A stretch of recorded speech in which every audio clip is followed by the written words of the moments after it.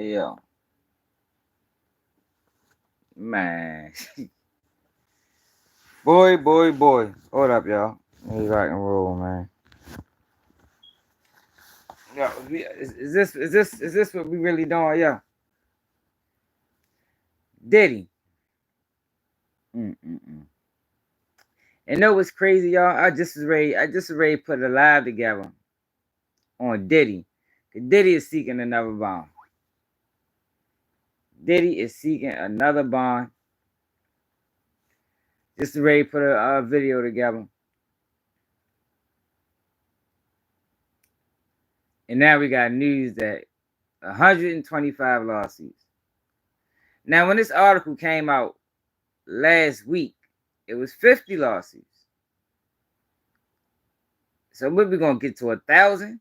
Yeah, I think we ready to see 1,000 Diddy lawsuits, y'all. Like, man, it's out of control. Out of control. Mm-mm-mm. I'm debating for real. What is it, that like button? John Wayne, what it is, man. Appreciate it, man. Man, you know we ready to go in. You know we ready to go in.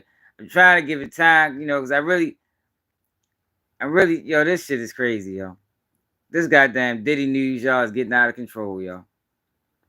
Getting out of control. So look, right. Let me go downstairs, man. Shit, man. We ready to get busy, y'all. Somebody gotta keep it real. Somebody gotta keep it real. 125 lawsuits. 125.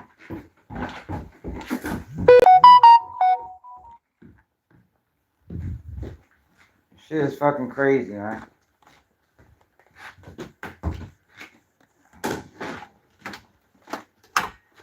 Oh, goodness gracious. 125 lawsuits. Oh, come on, man. Hold on, man. Let me put my phone on Do Not Disturb.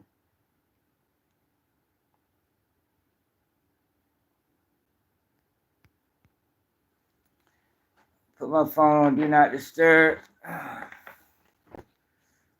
Laval, Trey, what it is?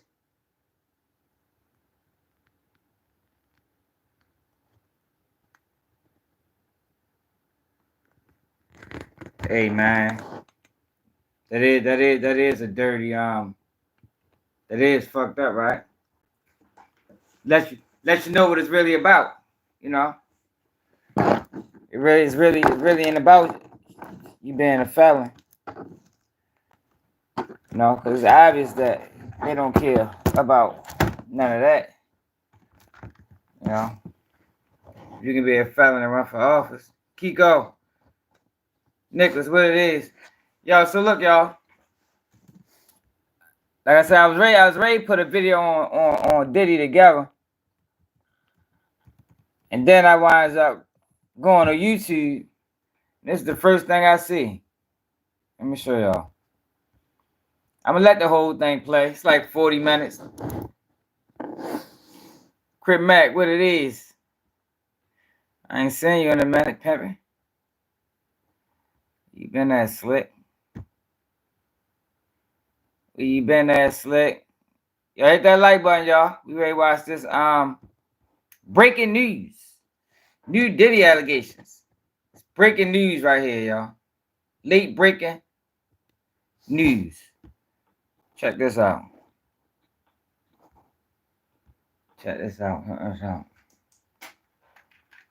Trump or Harris? Harris. I really like that Harris is cutting taxes. I read about Trump's plan for a national sales tax on groceries, clothes, even medication, and that it would cost families nearly $4,000 a year. I can't afford that.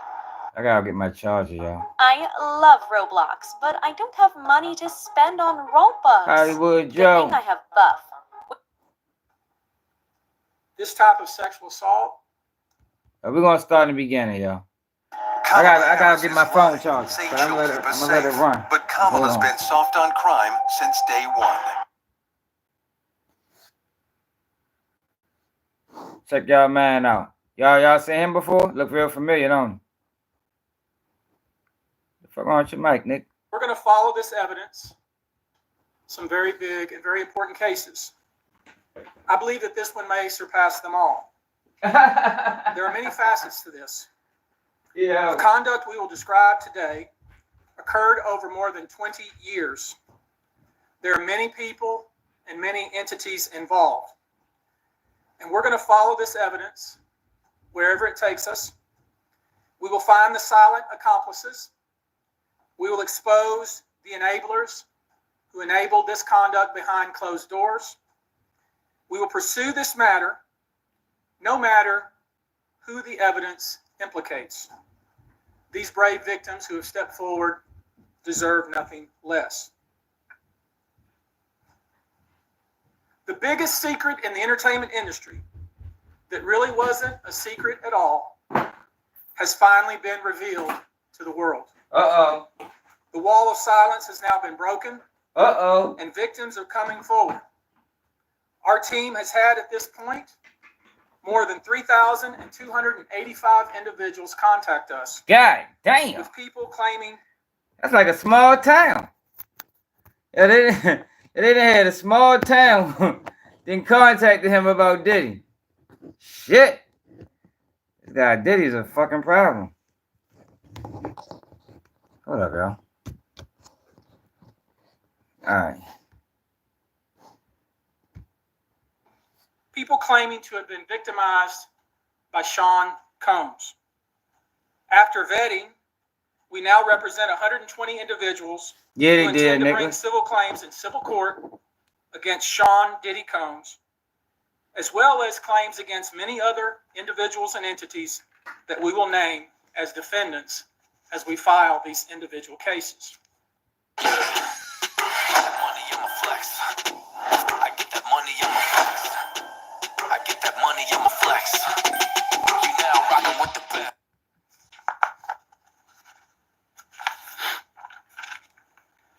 And you should know, to the extent the clients feel comfortable, we also intend to make these individuals available to the authorities, specifically to the FBI. Okay. And you should also know a few of them have already been spoken to by the FBI. Now, before we discuss the nature of the claims and claimants themselves, let me comment on the large volume of calls we have received since our first announcement. Even before the indictment of Sean Combs, we had received a small volume of calls and had screened a handful of cases. After the indictment of Sean Combs and the announcement that we were pursuing these claims, the floodgates opened. People who wouldn't otherwise, for a variety of reasons, are now stepping forward to make their voices heard and to pursue justice. But no, most of these people are scared. They fear backlash in their communities. They fear backlash in their own families. They are afraid of retaliation from the perpetrators and their associates. They are rightly afraid for their own personal safety. I expect that through this process, many powerful people will be exposed. Many dirty secrets will be revealed. We know what we are potentially up against. And as is always the case in situations like this when a celebrity is involved, people can be downright mean and nasty. You would be shocked at the length fans will go, no matter the evidence, to the contrary, to defend celebrities they love. I mean, there's a reason for this word fans. They're fanatics. I've personally already been threatened multiple times on social media. And when I agreed to pursue this, I expected as much. This isn't my first rodeo. But victims who step forward to have their voices heard should not be subjected to that kind of conduct. They should not be targeted. I want to say this, and I want to be clear about it. I don't know, bro. Although we are vetting each call as stringently as we can, I always start with a mindset that I believe victims. I believe victims because I understand the tremendous courage it takes to step forward. So if you're watching this, please hear me. If you're out there and you have been victimized, you are not alone. This shit is crazy. There is a great strength in numbers. You can seek redress. You can obtain justice. We can help you, and we will help you. That being said, as stated, we are vetting every call that we receive. We've had to turn away some. For each, we ask for corroboration. For each, we ask for the identity of witnesses. We also have collected pictures, videos, texts. We check venues. We check dates. We want no, it's not a class action. Being made have legitimacy. These are all. Let me tell people something. On staff. These are all individual lawsuits. All individual. So he explains it. A class action is when one or two people sue on behalf of the people. No, this ain't that. This is every single one of these people suing individually. Like, yo, this is insane. I'm gonna let them keep rocking though, but you know we ready. You know how we do. They're ready to break this shit down like a motherfucking, like a Mac 11. Now, a former detective from the Major Offenders Unit of Houston Police Department who is helping us vet each claim. We're using our common sense. We're being stringent because, as I said, these are not easy cases. They're very tough. The process is hard, and in some cases, the process is very lengthy. Hit that like button. Tap the screen twice. These cases are hard to prove. Many times, it's the victim's word against the alleged. Hey, Marie, man, we ready to get busy. Each of these victims will no doubt be publicly attacked by the alleged perpetrators, and in some cases, the general public. The feckless and cowardly keyboard warriors love to attack. We know what we're up against. We did not enter this fray blindly. I wish it was my last such fray. I wish this type of behavior wasn't so pervasive. But it is what it is, so we will press on. As I said, our law firms have been retained by 120 individuals at this point to pursue cases in civil court against Sean Diddy Combs. You should know, in this group, it is evenly divided between males and females. There are 60 males and 60 females. Jesus Christ. 60 and 60. What's the odds of that, y'all? 60 and 60. Even amount. To these claims as plaintiffs. In this group, 62% identify as African American, 30% are white, and the remainder are Hispanic or Asian. Yeah, the victims are from more than 25 states. The majority are from California, New York, Georgia, and Florida. I don't want to focus on the ages of these victims. When we talk about the ages of the victims when the conduct occurred, it's shocking. Our youngest victim at the time of the occurrence was 9 years old. Jesus Christ. 9, y'all. An individual who was 14 years old. We have one who was 15.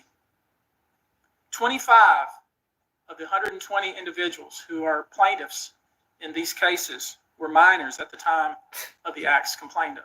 Now Diddy a pedophile, y'all. The time frame of the acts complained of is very wide. The conduct at issue spans from the years 1991 all the way till this year, 2024. If you wonder why there are so many alleged victims, that's your answer. We're talking about more than 25 years of this type of conduct. Yo. 1991, y'all. 1991. Let's continue.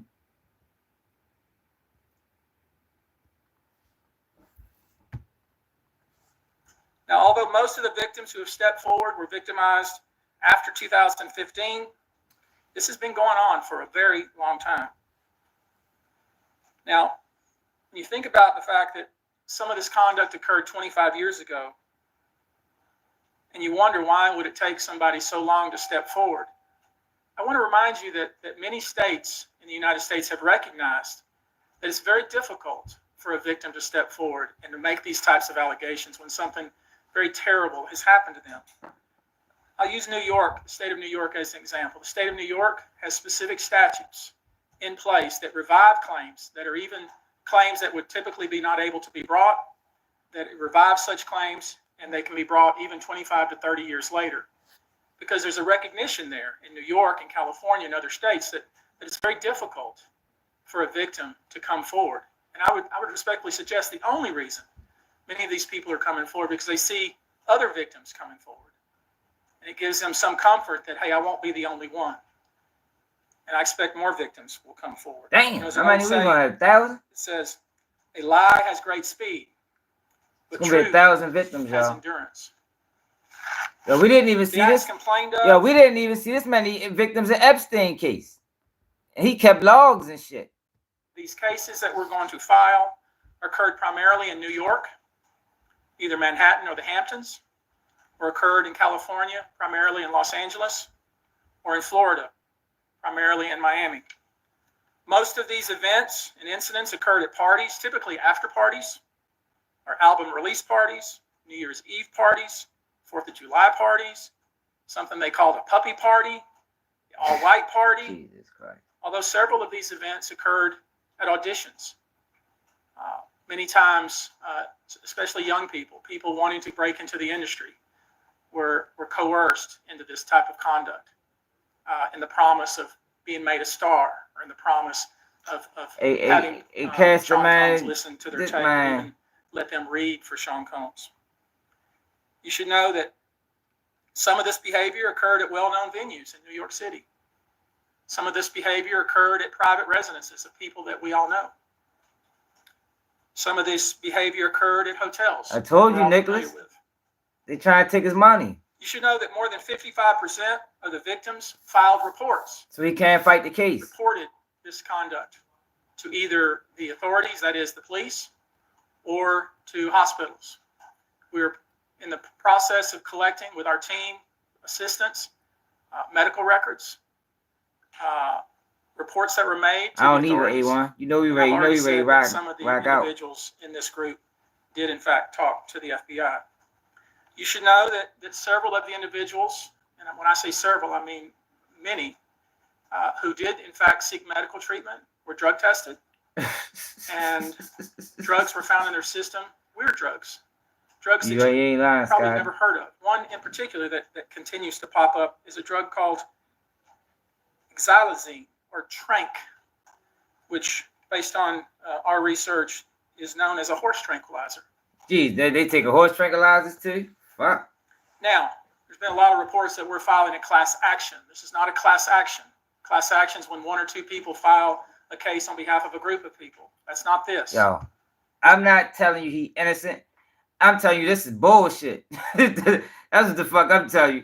I ain't saying he innocent, but I am saying this is bullshit. But we're gonna continue because I got a whole lot to say. I'm gonna let him finish what he doing first. These cases will be individual cases. Each case will live and die on its own merit. Hey, Noble, you got These cases will be filed. This part two. One plaintiff against whoever the defendants were involved in the case. Each case may be filed in one venue like California. Another case may be filed in New York. One case may sue just Sean Combs, but multiple other people. One case may sue a range of people. I would expect most, though, to be filed, as I said, thinking or hoping, or perhaps believing that I may start naming names. That day will come. Alrighty, bro. But it won't be today. The day will come when we will name names other than Sean Combs, and there's a lot of names. No, his name Busby. It's a long list already. And of course, I already know who some of these individuals are. But because of the nature of this case, we're going to make damn sure that we're right before we do that. But the names that we're going to name, assuming that our investigators confirm and corroborate what we've been told, are names that will shock you. These are individual cases. There are indeed other perpetrators involved. They will be revealed when that particular individual case is ready to be filed. They already know who they are. And I'm talking here about not just the cowardly but complicit bystanders. That is, those people that we know watched this behavior occur and did nothing. And I'm talking about the people that participated, encouraged it, egged it on. They know who they are. Yo. I call them the facilitators of foul play, willing participants in vile conduct.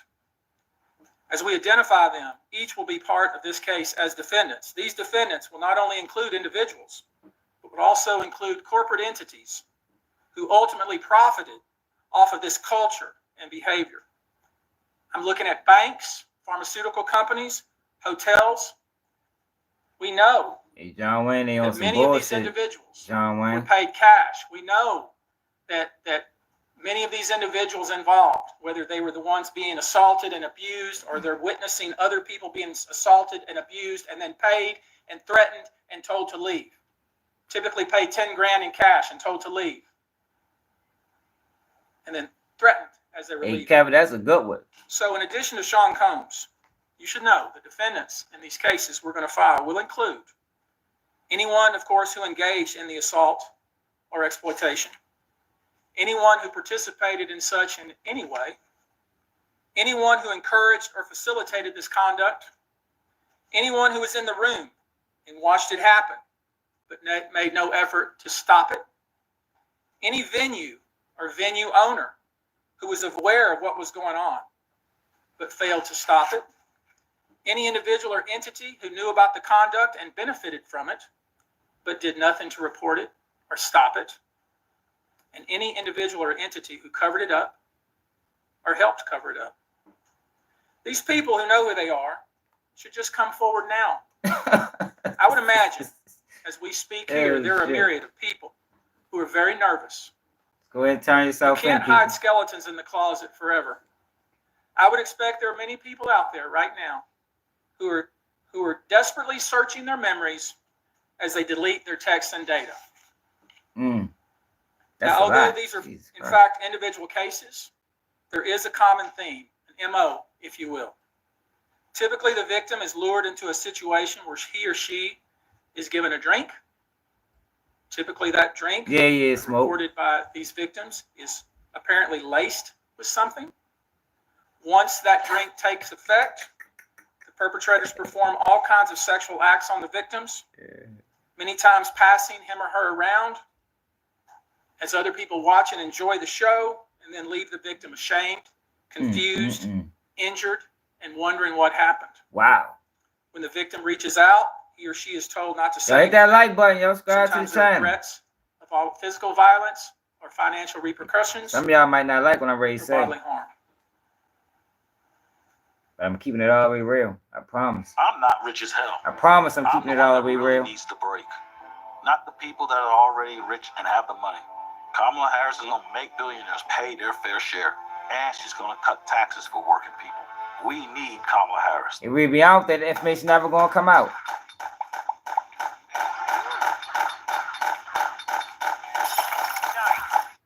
Yo, you got to talk. Let me say something. Yo, for the people that don't understand, you have to talk when you're looking at these videos or they're going to copyright your video. So you got to talk. You got to pause it. You got to stop it. That's the process. For the people that been on YouTube long enough, you should know that by now, man. You can't just let the video play all the way through. You got to stop it.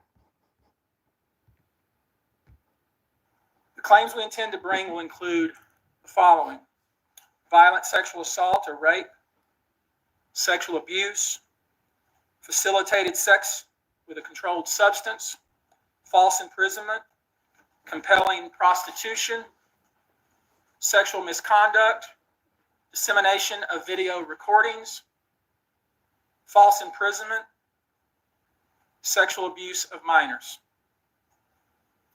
Given the large volume of cases, and given our other docket obligations, and given the fact that we want to be sure when we file these cases that they are fully vetted, these cases ain't even been filed yet. Filing these cases against Sean Combs and other perpetrators within the next 30 days. Now, it's rare, sexual abuse, sexual exploitation, this type of activity is pervasive in our society, and it's rare we get a chance where we can really focus on this as a country and really focus on this about how pervasive this is and what we can, as collectively can do about it. So I thought I'd take this opportunity before I go into some of the individual cases and talk about some of the individual claims being made and so you'll get a sense of what this 120 people group looks like individually. I want to bring forward Carrie Paul. She's a national victim advocate who helps victims who have been victimized by this type of conduct. And she has some important words, and I hope you'll pay close attention. I think it's important that you hear from her. What does she got to say? Hello, I'm Carrie Paul with the National Victim Advocate. It's not easy for any survivor to come forward. Our culture doesn't believe survivors. It blames Hey, Empress, and you on it? questions them. Instead of showing support, many choose to enable abusers. The media runs stories asking why it took so long for survivors to come forward instead of asking what barriers exist. We also don't equip law enforcement with the ability to handle sexual assault crimes. Lack of funding translates to lack of training.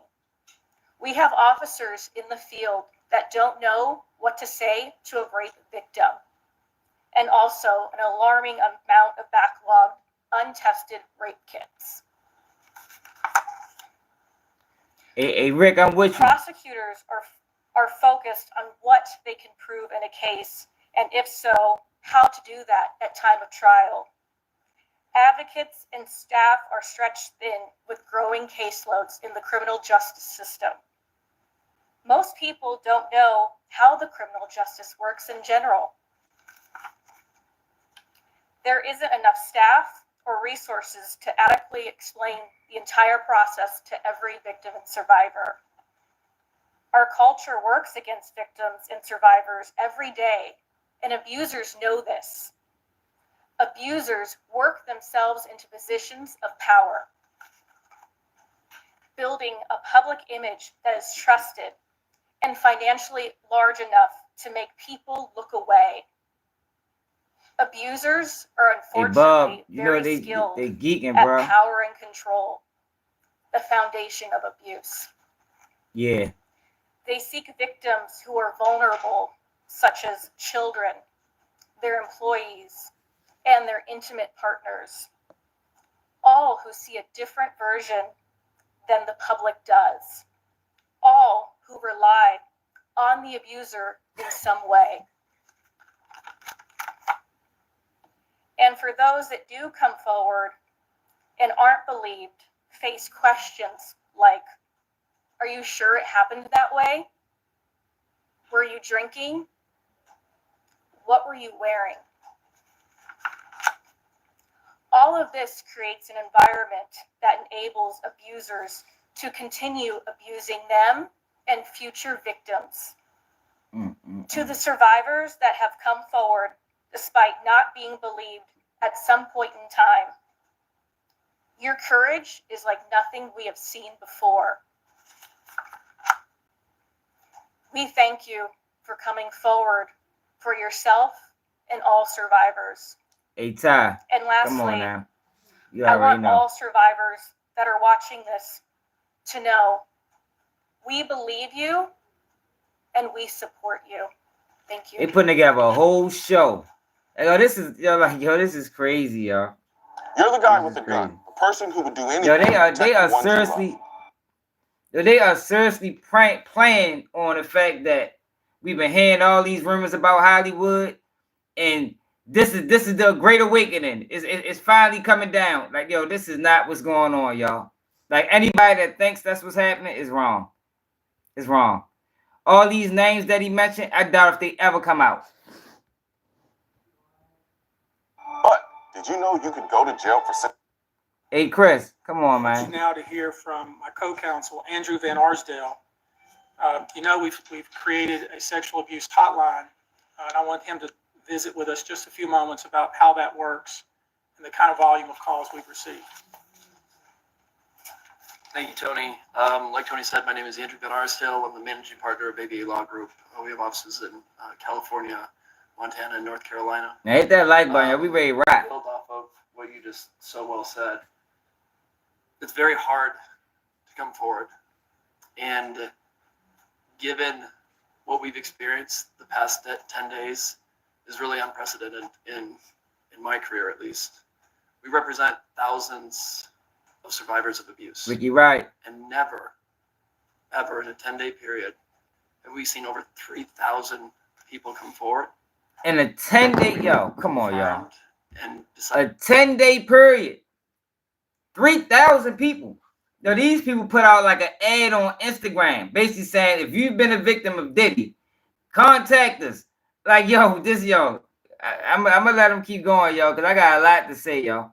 Wait till y'all hear him break down some of these cases, because he's gonna break down some of these cases. I think after she talk.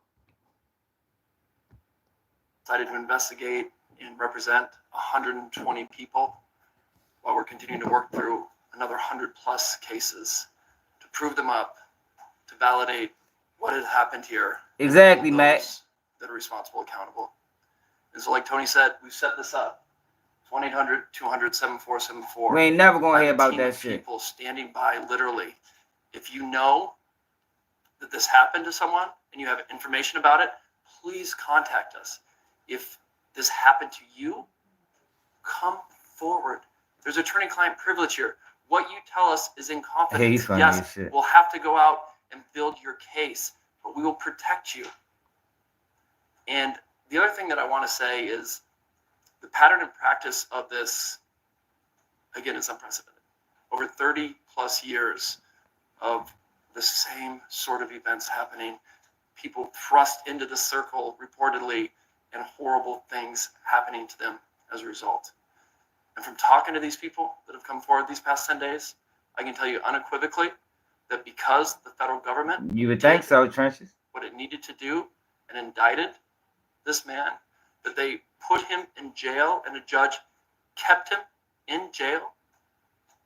They tell me directly, this validates my feelings. Rachel, I'm with you. For so long, I thought it was my fault. What is it about me that put myself in that scenario?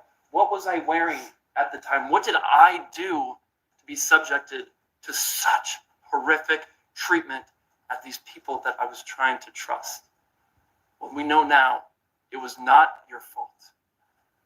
You were victimized by a group of powerful people that operated for 30 plus years, taking advantage of their wealth and the power that they held within the music industry. Brain dead, that's crazy. So again, thank you to every single person that has come forward and contacted our office over the past 10 days. If you or someone you know suffered the same sort of treatment, please contact us at the number behind me and we will help you. Thank you. Yeah, I'm not doubting that these stories ain't been around. They probably have been around. It's the timing of all this shit to make you call bullshit on it. It's the timing. Timing is everything, man. It speaks to how important this issue is in the United States and frankly internationally, that we have reputable people here that want to provide kind of information that I think victims need to hear, witnesses need to hear, the public needs to hear. Let me introduce to you now Olivia Rivers from the Texas Association Against Sexual Assault, and let her visit with you a few moments about these types of cases. Thank you. Good afternoon, everyone. My name is Q. Olivia Rivers. I am just served my 6th year as the board chair for the Texas Association Against Sexual Assault. I'm also the CEO for the Bridge Over Troubled Waters, which is a local rape crisis center here in the Houston area. So thank you for being here as we address these heinous crimes. Sexual assault is not just a crime of violence against the body. It's an assault on the very essence of human dignity and safety. It shatters lives, it destroys confidence, and all too often, it leaves survivors feeling like they are voiceless, isolated, and vulnerable. The reality for many survivors is that coming forward to report their assault is one of the most difficult and daunting tasks that they will ever have to do. And for some, it may take days, months, or even years to speak up, if they ever do. The reasons for this have been mentioned, but include the fear of being disbelieved, being blamed or judged, and of course, retaliation. The trauma of the assault itself. No, see, because a lot of black people know what the fuck this. A lot of black people know what's going on. Like, yo, this, like I had to explain this a million times. Yo, this is not about no victims, y'all. They're using Diddy past to attack his present. That's what they doing. Diddy made some moves that some people got upset about. You know, some people felt some type of way, and this is the result of that. So all of these names and people, and like I'm gonna let him explain to y'all some of these cases. Listen to some of these cases, and then you're gonna understand what I'm talking about. He ready to explain it real soon. trauma of the criminal justice process, where survivors must relive their experience in order to seek justice. And these feelings and fears are further exacerbated when the allegations are against prominent figures in the entertainment industry or Hollywood. Cases involving powerful figures often attract significant media attention, which can deter victims from coming forward due to fear of public exposure or scrutiny. The intense focus on these high-profile cases can make survivors feel that their personal lives are being put under a microscope, causing further emotional distress. These allegations mentioned here today, as reported, reflect deeply troubling claims that deserve thorough investigation, and no individual, regardless of their stature, is above the law or public accountability. Sadly, the statistics paint a very disturbing picture. According to the National Sexual Violence Resource Center, 1 in 3 women and 1 in 6 men will experience some form of sexual violence in their lifetime. Howard, you don't know what's going on. You're confused. There are approximately 463,000 victims of rape or sexual assault every year, and these numbers barely scratch the surface, as sexual violence remains one of the most underreported crimes. But the numbers that follow tell an even more troubling story. Only about 23% of sexual assaults are reported to law enforcement. Of those, just 5% lead to arrest. So she's trying to give everybody these numbers, right? To justify the reason that it took 25 years for some of these people to say anything. So that's the whole point. That was this whole buildup. This whole buildup is trying to explain to everybody why that after 25 years, we're talking about 1991, after 25 years, and Diddy's incarcerated now. Now everybody got a problem with Diddy. Everybody, the whole world. It is a fucking free-for-all on Diddy. Get it while it's good. Like, yo, come on, y'all. We can't be this naive, y'all. As people. Like, I know people don't like Diddy, y'all. I'm not even a fan of Diddy. I think Diddy did some horrible things. I think Diddy did some horrible things to Cassie. I think Diddy did some horrible things business-wise. But with this shit right here, it's nonsense. It's nonsense. And I'm explaining to y'all why it's nonsense. Because I know we got new people coming every day.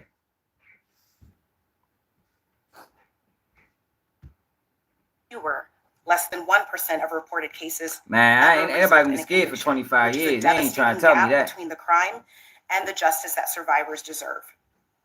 I want to briefly focus on our state here in Texas. According to the Texas Association Against Sexual Assault, 6.3 million Texans, men and women, will experience some form of violence. That's every 2 minutes someone is sexually assaulted. Meaning, during the course of this press conference, around 60 individuals will forever be changed by this violence. And those are just a few of the victims. Obviously, this is unacceptable. We cannot allow this cycle of silence and inaction to continue. We have to create an environment where survivors feel empowered to come forward, where they are met with empathy and respect and support, not skepticism and blame. We have to ensure that our legal system is equipped to handle these cases with the seriousness they deserve, and that survivors have access to the resources that they need beyond the legal courtroom.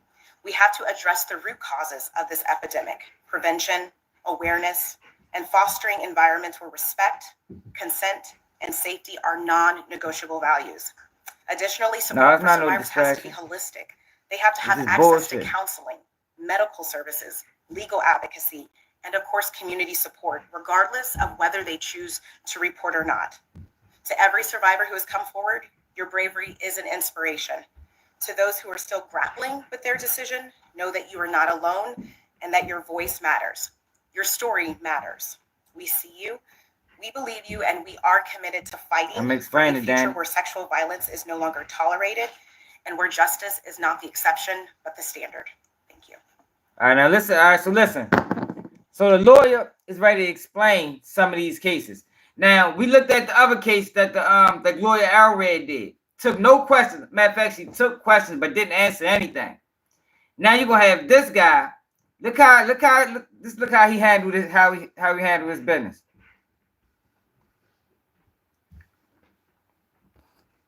I want to visit with you real quickly before we close here about some specific instances. No, Dante, you just don't know what's going on. The victim's name. You probably know that depending on the age of the victim, Nobody's coming you can next. file these cases, these Shoot the individual Russians. cases under Jane Doe or John Doe. Each state is different in that respect. Typically, there is a balancing test, like the public's right to know the name of the victim and plaintiff versus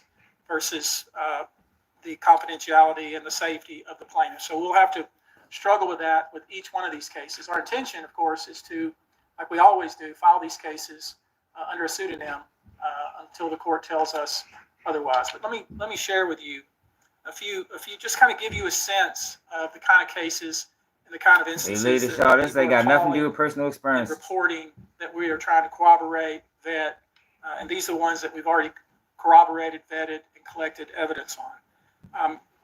One individual who was 22 years at the time she was assaulted said that the typical MO at one of these parties that have been widely discussed in the press was that when you were handed a drink, and now we know that the drink is laced with something, if you refused to drink it, you were kicked out of the party. Now, let that sink in for a minute. I mean, the admission to this party was that you had to drink the chosen drink that was handed to you. And now we know that in most cases, I would say 90% of the cases, these individuals were drugged with some sort of drug. That was kind of the MO. Another instance. Yo, how is that a victim? How is it if you get handed a drink, you either drink it or you leave?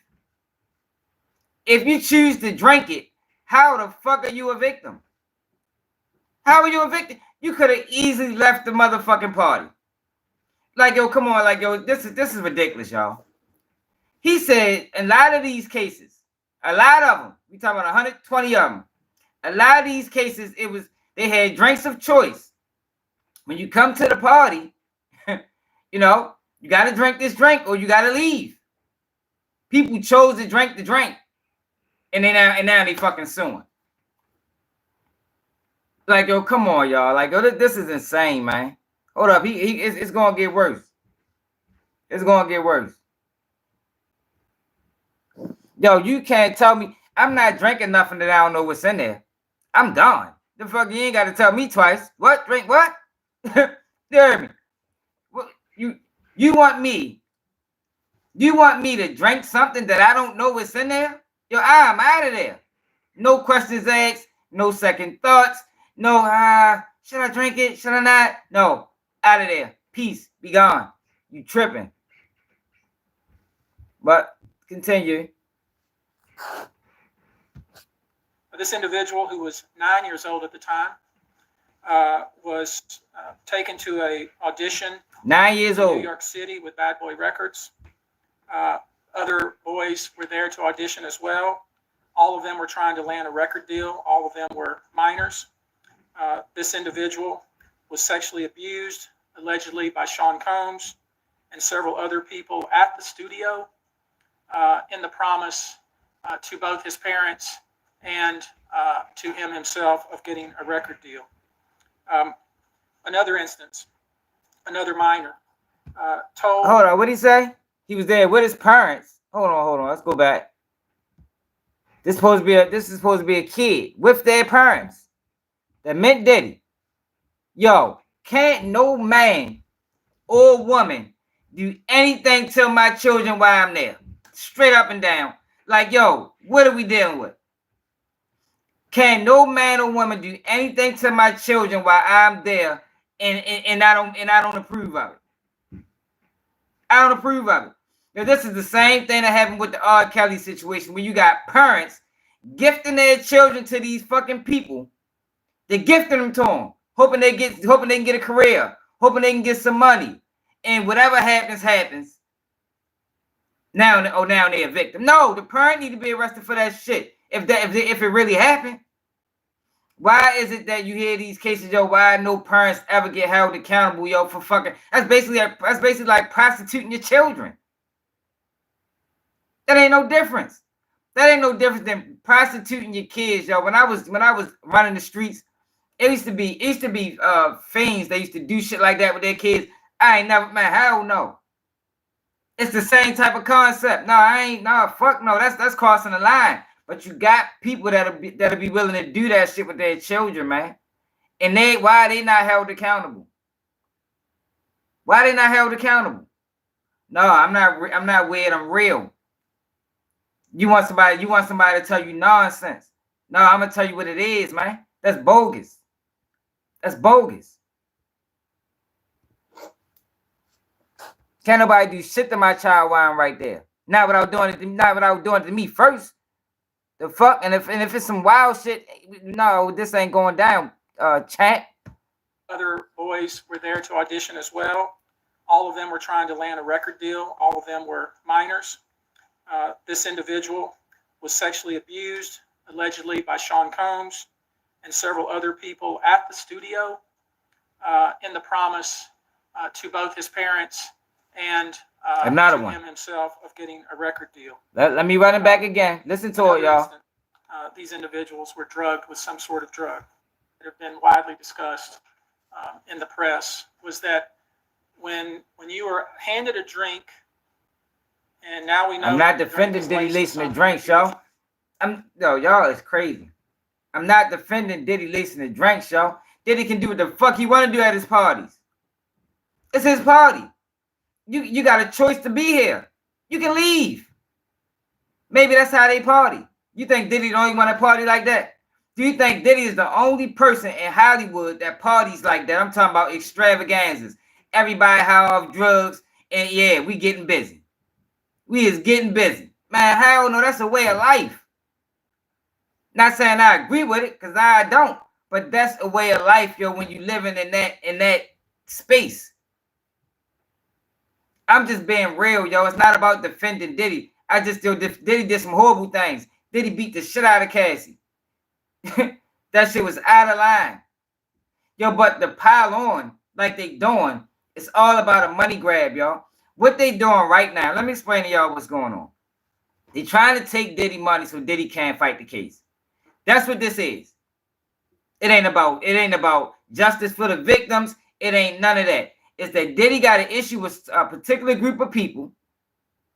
I done talked about on numerous videos. Check them out. I ain't gonna keep saying their name. And these groups of people are using their influence and using their resources to come down on Diddy because Diddy still got money to fight this case. So what they're doing right now is they're trying to take his money so he can't fight the case. And the case is bogus. The case only involves Cassie. There's not multiple victims in the case. It's one victim in the case, y'all, for people that didn't know. I know a lot of YouTubers and a lot of news sources is telling y'all it's 1 million victims and all these people coming. It is one victim in Diddy indictment. Just one. All these other cases is all civil. They all going after money.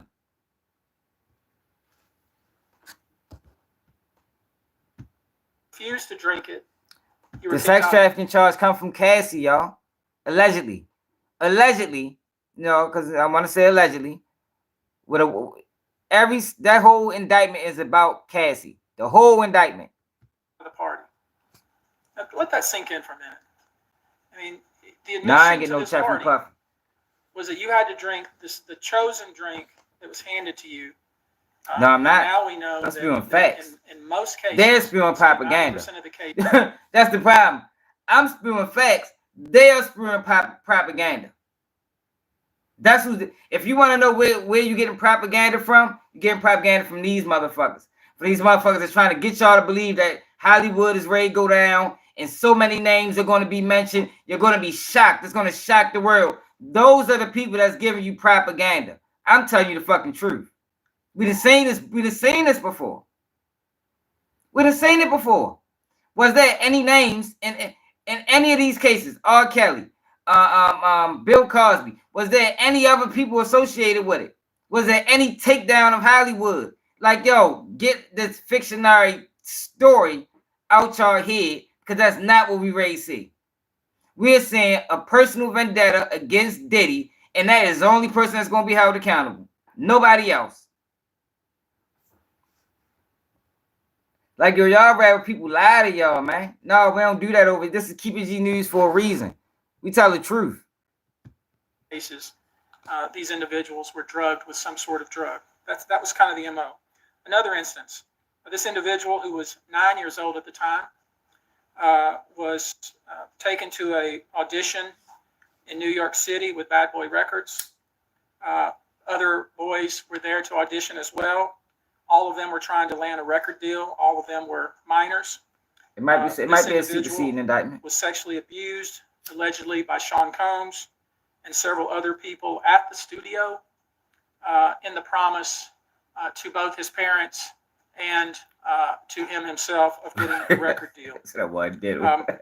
Another instance, another minor told allegedly by Sean Combs that he would make him a star, but he needed to visit with him in private about it, away from his parents. Once, yo, how many people, y'all? How many? I should make this a poll. How many people? All right, with the history of Diddy, you know, the allure, the ugly things around his name. How many people, right, is going to allow Diddy to tell you or your child that, yeah, I'm trying to get your child a deal, you know, but he got to come with me for a while. And y'all be like, oh yeah, take him, enjoy, keep it. How long do you want him? You know, a week, a month, a day, a year? Like, yo, can we be real? Yo, can we be real? Like, yo, I think a lot of times, yo, people take their personal opinions or their personal feelings toward a person. And when y'all see things like this, just because you feel some way about them personally, you can't get around that. You know, you just stuck on your personal feelings. So you don't have no problem saying a motherfucker get done dirty or railroaded. I ain't no fan of Diddy. I told y'all. If you watched the first video I did on Diddy, I was talking like y'all. But once I got more information and realized what this is about, I'm like, oh, hell no. This bullshit. Yo, ain't no way, yo. So, yo, for one, my child is fucking, what did he say, 11 years old? My child is 11 years old. It is nothing that you had to talk to my child about without a parent being present. Nothing. I'm sorry, Diddy. Maybe this deal ain't for me or him. We'll take it to another label. But we ain't stupid.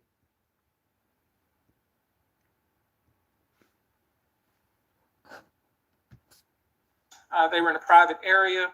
Allegedly, Mr. Combs made the victim perform oral sex upon him. Another incident, an individual 15 years old at the time, flown to New York City to attend a party, was drugged, and then taken into a private room, allegedly in the presence of Mr. Combs, where this female individual, minor, was raped, and then other individuals took turns raping her. Another individual, 26 at the time of the occurrence. And this another thing too, y'all. Why when they mention these lawsuits, why they keep everybody else's name private? Why is Diddy named? Oh, he's only the name we ever hear. We always say it was other defendants, but they going after Diddy. Why not go after everybody? Yo, we just watched the lady say what Gloria Allred say on their little press conference that, you know, him being locked up, you know, that's a temporary fix. Like, what? That's a temporary fix. For years, it was always, yo, why you ain't sending him to jail? You know, why are you going after money? If he did all these dangerous things to you, won't you send him to jail? Yo, this woman said that him being locked up is a temporary fix. I want money. So which one is it? Which one is it? Because for years it was always, yo, file a lawsuit. File a criminal complaint. Get him arrested. Now it's, I want money. And it's like, yo, we know this, but we accepting it.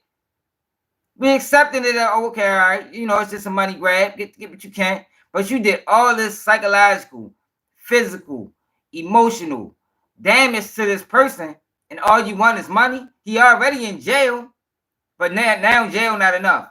I thought jail was you know, the end all be all. And money wasn't enough. Now we switching it. Like, yo, we can't have it both ways, y'all. We can't have it both ways, y'all. I'm not defending anybody. I'm telling y'all the truth. Not defending anybody. You gotta learn the difference, y'all. Diddy done some horrible things. I'm sure he has. The man, like most rich people with power and money and influence and resources, they do horrible things, you know. They make their money work for them. They leverage their money over top of people. I'm sure he have done those things. But 3,000 people reached out to this law firm, all in attempts to get money from the man. Meanwhile, the man is fighting federal charges. Is insane to me. It's insane to me. Meanwhile, he's fighting federal charges, which means he's going to need his money. Pay attention, y'all.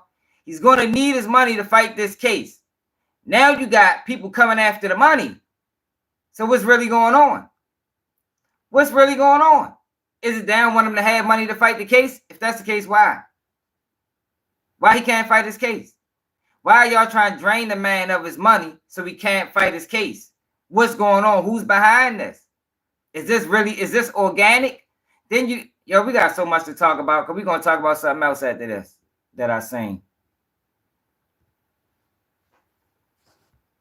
Was picked up allegedly by Mr. But Combs Jason, why, Jason? and several other people in a black SUV from the airport. Was given one drink in the SUV and then literally woke up the next day not knowing what had happened, but with pain and damage to both her vagina and her anus, where she then went to the hospital. She was missing her underwear and her shoes.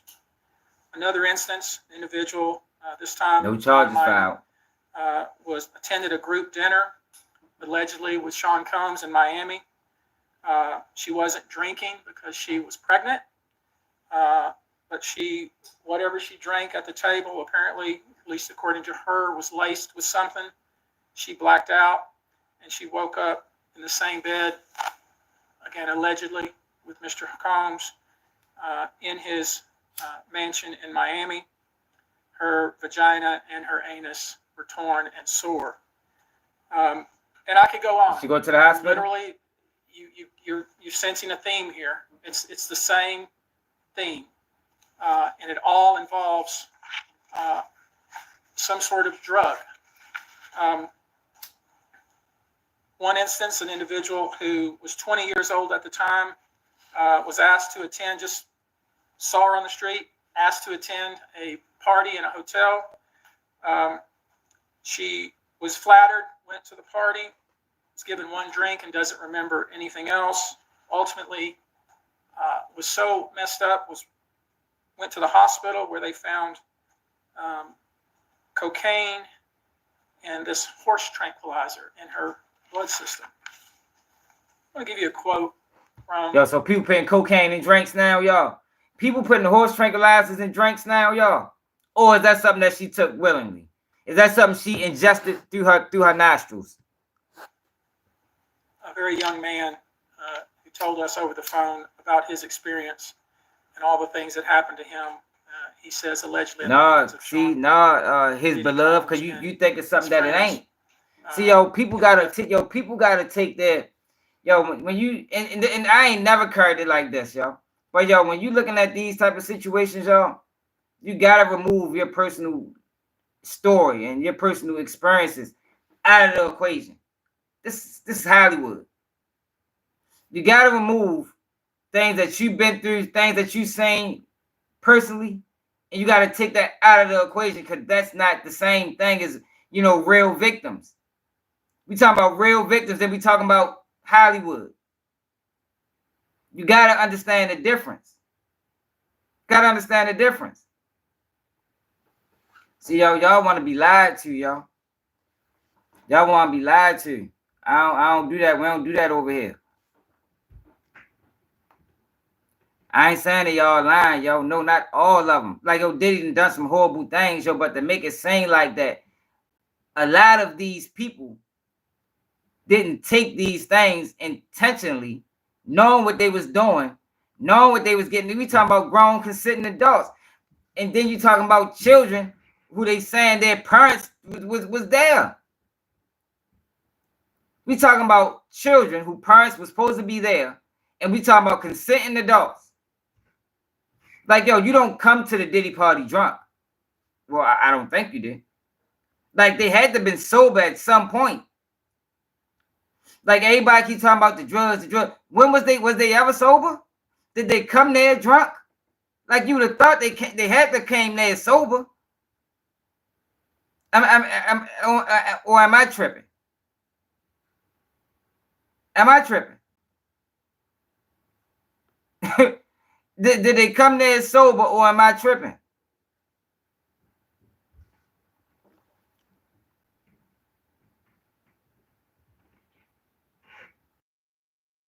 I think y'all tripping. People just don't appear high. Effort to try to sign a record deal. This was kind of what he was told he would have to do.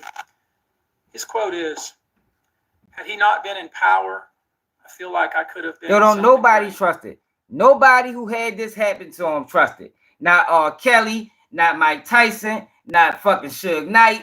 Nobody who had this happen to him trusts what's going on. Nobody. Like this, I guarantee if they was to find Bill Cosby and ask Bill Cosby what you think of this shit, he'd be like, man, I don't believe none of that shit. Because, yo, this is not, y'all, you see, y'all, what happens is when you get to talking about victims, and everything is alleged, when you get to talk about victims and assault, yo, what happens is people use their personal, you know, that's a tough spot, you know. You know, nobody wants to see anybody be a victim. You know, that's a soft, especially for women, that is a soft spot. So people internalize it and use what they use their life experiences, you know, and to try to justify or make sense of what's going on. And yo, you can't do that with this, because this ain't that.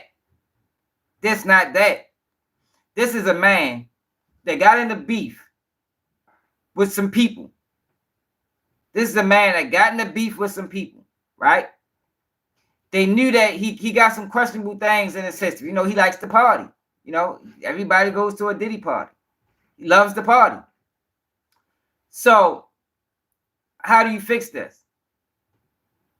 If you these people that Diddy got a problem with, right? And you know about these parties, how do you fix it? I can't let him get away with what he did. Hell no, he can't get away with what he did. So what do?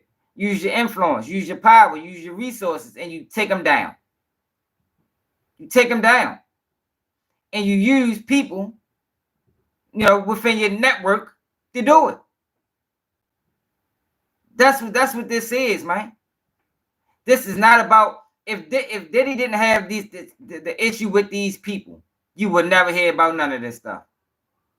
If Diddy didn't have his issues with these people, you wouldn't hear about none of this stuff. That don't bother people. That bothers me, because if he really this fucked up individual, if he was really doing all this trafficking, it shouldn't have had to come out when he got a beef with somebody.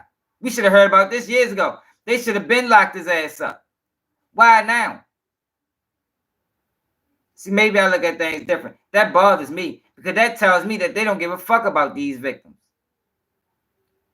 That's what that tells me.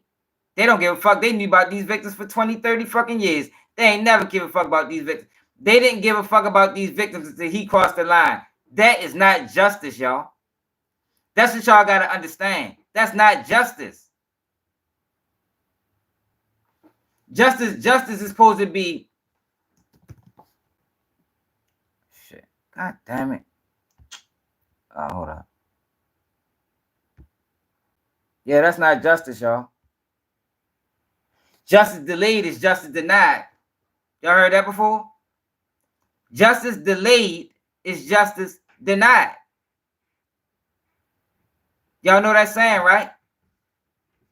So why wait all these years to lock Diddy up? Why wait all these years to come up with these allegations? This ain't justice, y'all. This is BS, for lack of better words. That's what this is. This is when you play with. This is when you step over the lines. We crush you, and we don't care what we got to do it. We're alive. We got to. That's what this is, y'all. This is business, big business on a major level. Now, at the same time, Diddy knew what he was dealing with. So, but I want people to understand, yo, the people that watch my channel, the people that, you know, that cares about this type of stuff, that, yo, be careful what you're not always saying what you think you're saying. You know, and that's really what it is. Not always saying what you think you're saying, man.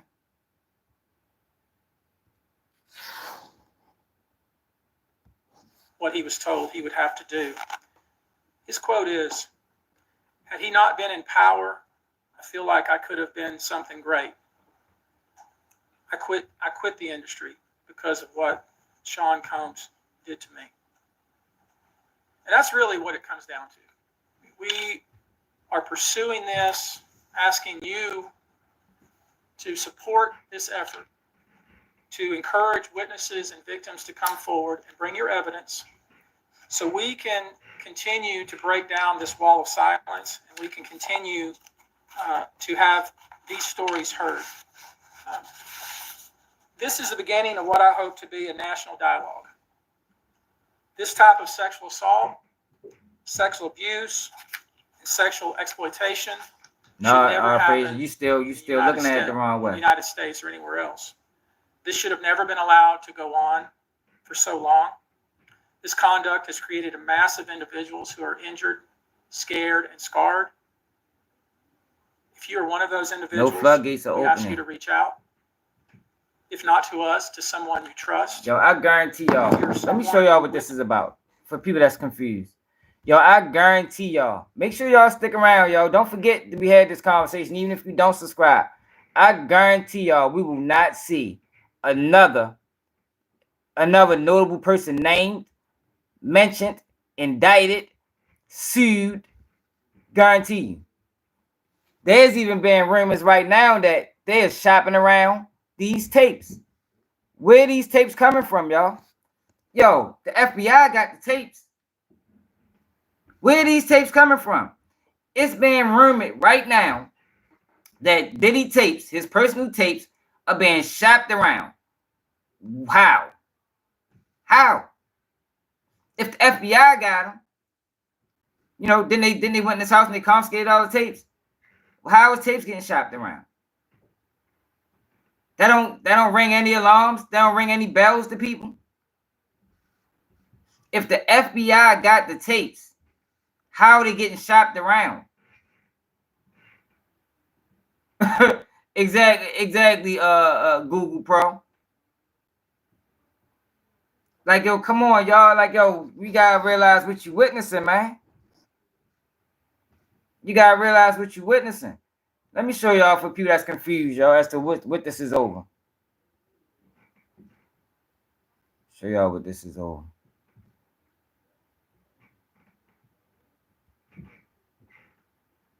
Like, yo, we did countless videos. Most of y'all still think it's gonna be all these victims.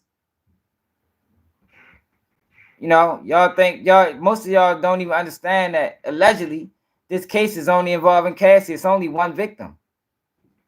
How many of y'all read the whole indictment? Because I know over here, for the people that support my channel every 11 o'clock p.m. Eastern time, we go live. They already know it's only one victim. Most people still think it's multiple victims.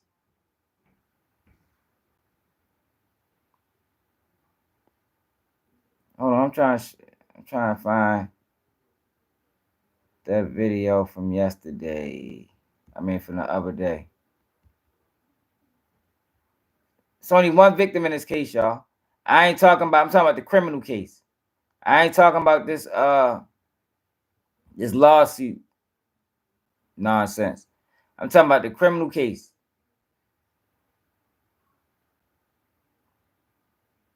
Oh, my son be on my YouTube. He be on all my stuff.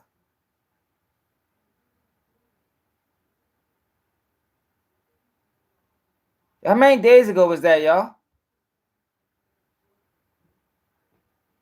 many days ago we watched that hold on.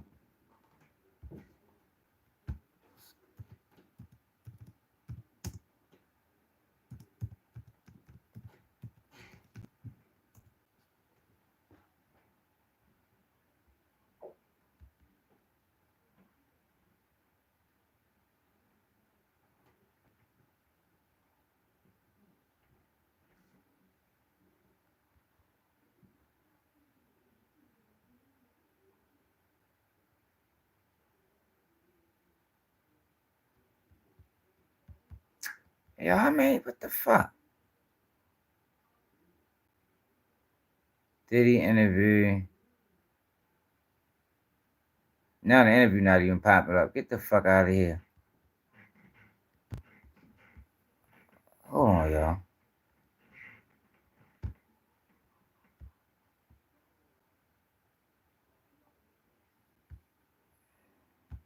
They say I only rap about getting dollars. Come on, y'all. The fuck is that, y'all? Pardon me.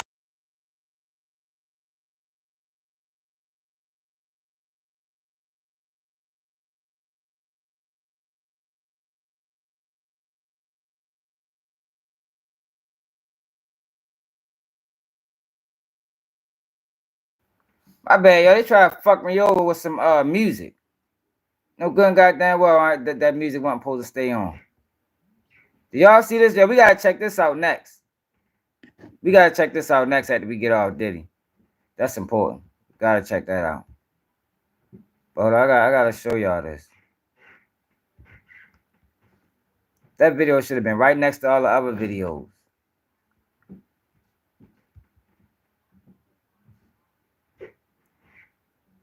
That might have been 2 days ago. One last night live.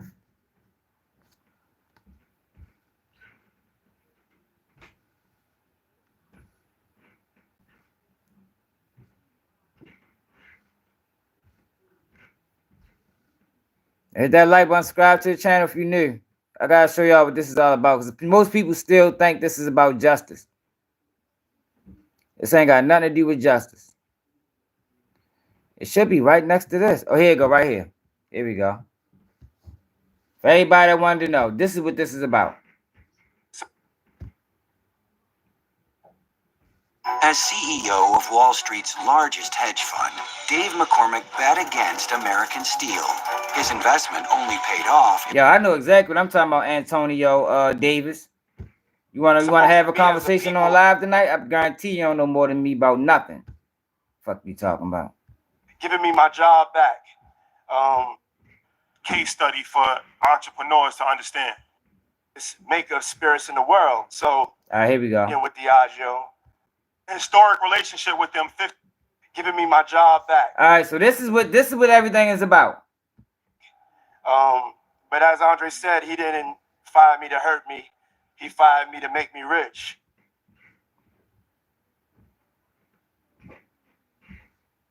Antonio Davis, we probably on the same side. You just talking. And so he gave me my independence, and that's the bad boy story.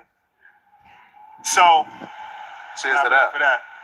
So I wanna. All right. So now, listen to Diddy. Get into this Diageo situation, right?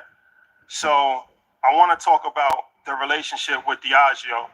So this lawsuit that you brought against them, right? People might not know, but Antonio, I'm on your side, bro. We talking about the same shit. Fuck is you talking about? It was for unfair treatment. So you had a historic relationship with them. Okay, y'all. So Diddy was suing this company that he been dealing with for 15 years, right? Listen to him explain it. All right. So now let's get into this Diageo situation, right? It's all about business. So I want to talk about the relationship with Diageo.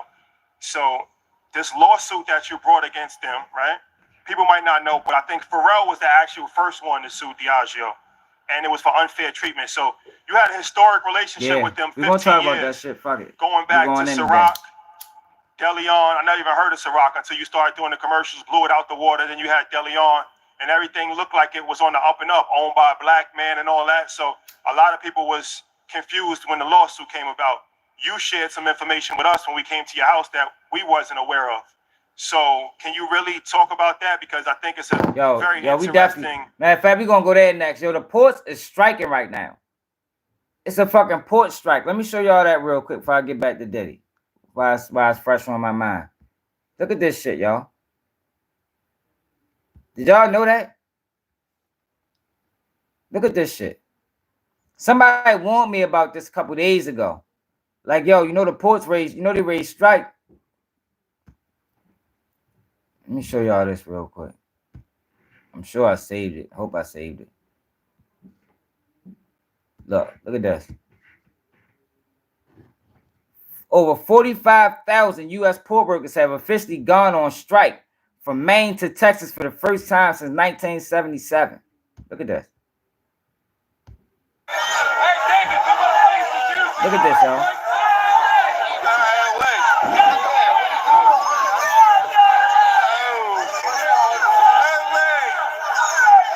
Yeah, that is serious. Look at this.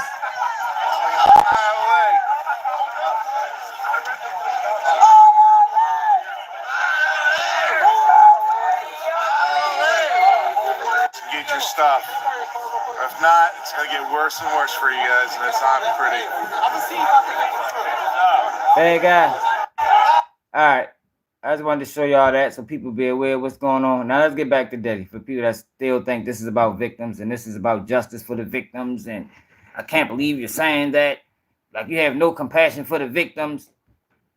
Case study for entrepreneurs to understand. Definitely. The situation's in the courts now, so I'm gonna share with y'all what I can. Right. This is all public record. But basically, I was called to have a meeting with Diageo, and they knew that I was kind of killing things in the culture, and they were trying to fix their diversity problem. And through that, a meeting was set up, and I told them, I want to be an owner. That I have these ideas from promoting parties at Howard. You said it's not a box in here? That I will always get the door and never get the bar. And so I said I have aspirations to have black-owned brands. I ain't bringing in this bitch. Owned by black people behind the bar and a part of your organization. They're the biggest distributor of spirits in the world. Biggest maker of spirits in the world. It do involve me. It do involve me. Because this shows me that whenever these people want to, it proves that it's still a ceiling in this country.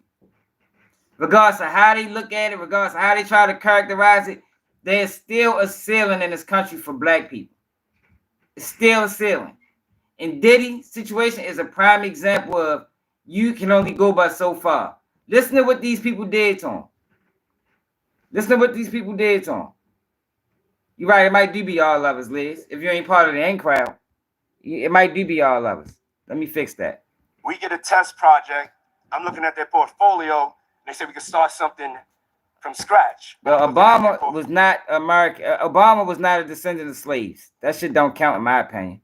This different, y'all. I don't know if y'all noticed or not. We keep it all the way real. Portfolio, and I remember one night I was having a great time with Ciroc. I had some Ciroc. It was made by grapes, and I remember, having just such the greatest time. And so the light bulb went off in my head. I said, I don't want to wait and develop nothing. Let me show you what I could do with Ciroc.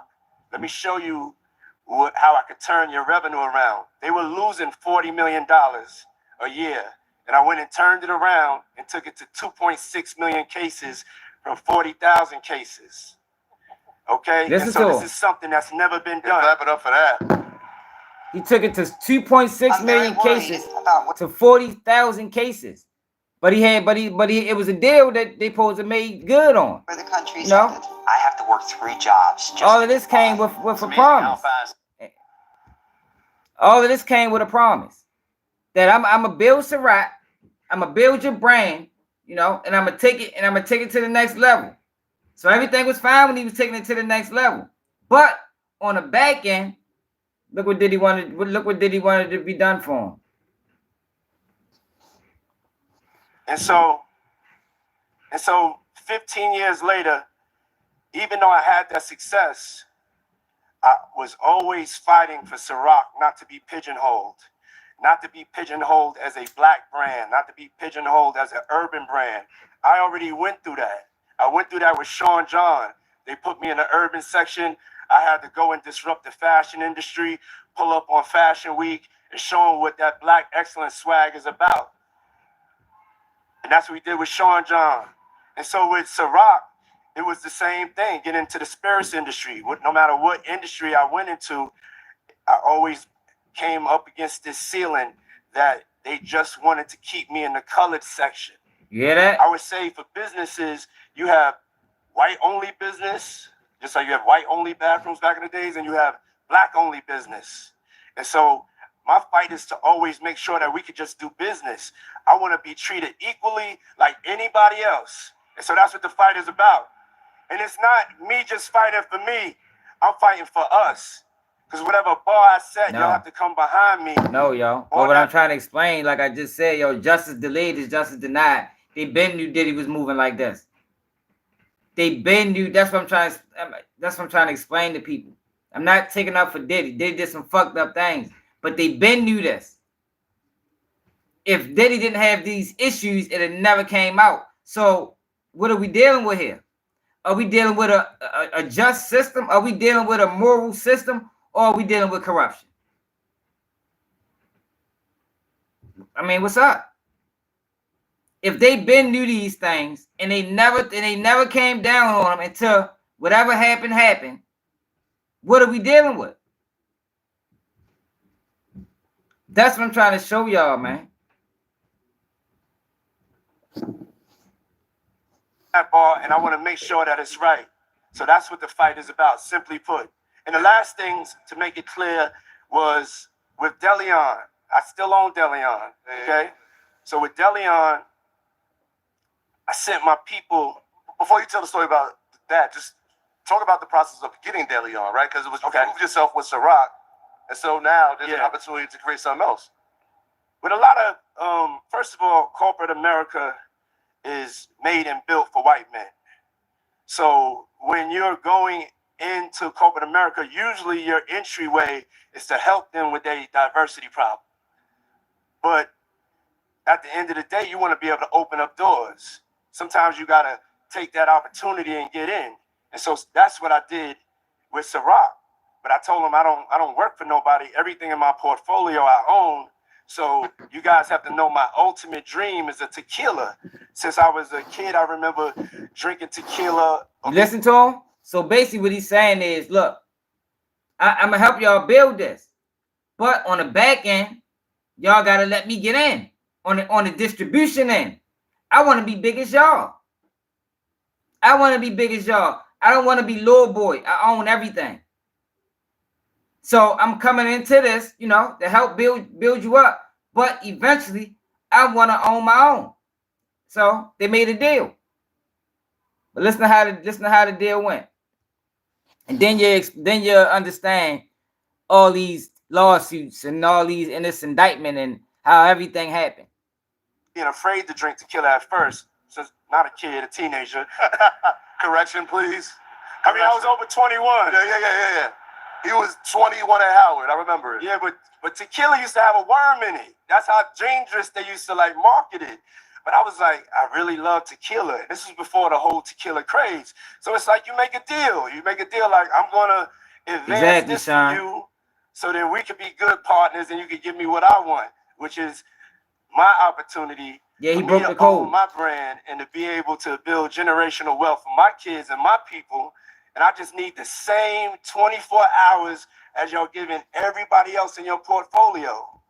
Basically saying that I don't want y'all to give me nothing. I want to earn everything. I want to earn my keep. But once I prove to y'all that I earned my keep, I want to be able to open doors. Yo, if Diddy could have pulled this off, it would have been major. It would have been major. Because he'd have opened doors for other people to follow suit. But you can't have that. That's the ceiling. You're going too far now. Y'all gotta rock with me, man. Make sure y'all subscribe because ain't nobody gonna explain it like this. And I couldn't get that. I had to send my people down to Mexico. And this is just to tell you what the fight is about. They went down to Mexico. And when they got down there, they found out that there was 0 agave planted for Deleon. So there was no plan for us to be successful. There was no equal treatment. The other brands, they had Agave Planet. They had no Agave Planet for me. And sometimes you have to go check even your... Zero Agave Planet. Zero. Nothing. They didn't have a plan for them at all. Every other, they deal with others. George Clooney. They deal with other celebrities and whatever, other influencers, other people of notoriety. But for Diddy, they had nothing planned. Nothing. So what did he do? He broke the code. He sued them for racial discrimination for billions of dollars. Billions of dollars, y'all. Not hundreds, not millions, not 100 million, billions. Partners to see what's really going on. And so when I saw that, I was like, nah, I'm going to fight. You're right, though, Brian. That's true. It's about not just me. It's about we. It's about all of us. So I chose my purpose over profit. And that's the whole Deleon situation. Yeah, you brought up distribution. Yeah, clap it up for that. Yeah, you're right. I'm not. That's what I'm saying. I'm not saying he ain't a bad person. So distribution is a. Hold on, I need to say this. I need y'all to still support Deleon. we gonna win this. Believe that. Still support Deleon, y'all. Still owned by a black man. It's owned by a black man. Owned by a black man. You come from the music world where distribution means one thing. For some of the audience who may not be familiar, I'm sure they can consume spirits, but they don't really know what it means to have distribution inside of that space. What does that look like when you're building a brand like Deleon and Interrupt? Yeah. A .world domain name. Exactly, Plain Nation. I'm just trying to get people to understand what this is. What this is over. Like I'm not saying Diddy is a fucking. I'm not saying Diddy is a saint. I'm not saying Diddy didn't do some of these things. Yo, but they're piling on. And what happened is Cassie filed this indictment. So after doing all this whole process, Cassie's lawsuit was looming. So it was multiple reasons why they probably was trying to get rid of Diddy. Because we can't. Diddy is arguing. I think we all can see that. We've seen some of the video. He's arguing. So Diddy refusal to solve this Cassie lawsuit allowed it to go public, which opened the door for everything else. Then you already beefing with these people who got some other powerful people behind them, and you saying we racist? Yo, that's a company killer. That is a company killer. Diddy gotta go. How can we get rid of Diddy? How can we get rid of Diddy? All of these years, Diddy parties. Man, I'm telling you, you gotta go to a Diddy party. Nobody throws a party like a Diddy party. Man, we're gonna get him for them parties. Diddy got a questionable history. Now, Diddy should have known this because this is business. Diddy done this to people. He done this to people. But I don't think Diddy must have thought he was in. Or the disrespect of them not having none of his products, nothing, no future for his product. He just felt so betrayed because you gotta realize, yo, he been there with these people for 15 years. 15 years. So he probably felt so betrayed that, yo, I gotta take a stand. But this is what taking a stand gets you as a black man.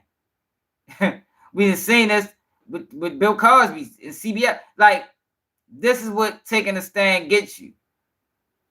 Indicted, in prison, multiple lawsuits, 100-something, 3,000 people trying to sue you. Meanwhile, you're fighting a criminal case for a lawsuit that you already settled. Yo, when have we ever seen somebody settle a lawsuit and it become criminal? I ain't talking about it becoming criminal and then it's a payout afterwards. I'm talking about you settle a lawsuit and then it becomes criminal. We ain't never seen that before. That's different. That's different. That lets you know something ain't right. Everything ain't on the up and up. And distribution is everything. Whether you came from the streets, we all know that. We learned that at a very young age. And so no matter how I market a product, if they just keep me in black neighborhoods through the distribution, I can never grow. I can never be as great as I could be or as great as we can be. You know what I'm saying? I had to go from me to we. And so when I started really looking at every decision I was making, I was like, that this is something that I have to change. I can't just come and get this check and not be changing the way the ecosystem is. So if you want to have a successful brand, you have to have, number one is you have to have the supply to meet the demand, and then you have to have the distribution. And so people control your supply. Now look, like my little cousin explained it to me. Now you talking distribution. Now you talking about being a competitor down the line. So now you're trying to compete. And we already seen what you can do with Ciroc. Imagine if you had your own. Imagine if you had your own distribution company. What can you do with that? No, hell no. We can't allow that to happen. Cross the line anyway. Now we gotta punish you. and that's how this system works, man. It's a dirty system, yo. Like, yo, it's like, yo, people think that we dealing with an honest system. Yo, we not dealing. This system ain't honest.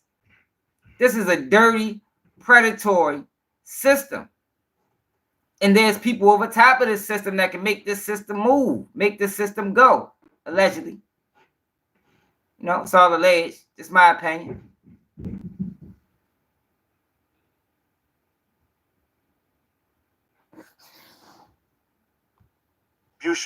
They control your future. And so that's what I'm fighting for right now. So let's talk about Ciroc. Is that one of the biggest regrets that you made as far as not having equity in Ciroc? No, it's not a regret. Everybody has a journey, and that's just really how, you know, corporate America works. You gotta pay your dues to get in, and they make us prove ourselves over and over and over. And I don't have any regrets because the journey was the most important. And also, I'm not really letting Ciroc go. So, you know, I'm going through this, but it's part of the journey. So I had to go through this to be able to get to this point. But when you spoke to us, it was enlightening. Diddy said, if you look at a lot of the billionaires in our culture, Diddy's trying to fight. Diddy said he taking this shit to trial. Diddy said he not taking. Diddy lawyers say he not taking no deals because Diddy got a point to prove because he know what this is about. I just don't want people to think this not about victims, y'all. Like, this is not about justice for Cassie. This is not about justice for all them other people because, yo, if he ain't never had these issues, we'd have never heard of them people. We'd have never heard of it. And I can't respect that on the system. I can't respect that from a system that protrudes itself as an honest system that says justice over everything. That's not how this shit works. I can't respect that from a system, yo, that lied to us. Y'all said this was about justice. This shit about money. It ain't got nothing to do with justice. Because if it was about justice, if Diddy did all these things, he'd have been in jail. He'd have been in prison. Just like a lot of other people. If it was about justice. Yo, this is about revenge. That's what this is. This is about revenge. And they're using Diddy past or in present to get their revenge.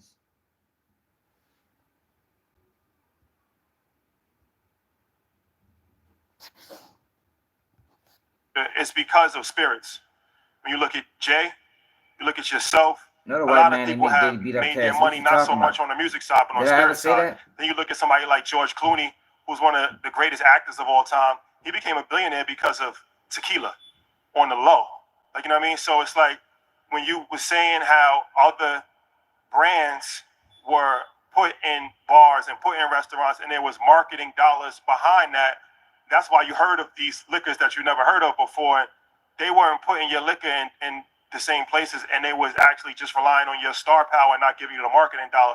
It's kind of like fighting with your hands cuffed. So I think it's great to communicate that, because from the outside in, it could be looked at as like that's just somebody's rich problems, like me soon, like, you know what I'm saying? But it's like you said, it's bigger than you, because it's like, all right, this is a problem that's faced across the board, where black companies get less funding, black companies get less promotion, less distribution. If you look at InvestFest, look how many people is here right now. There's no reason why we shouldn't have $10 million in corporate sponsorships, right?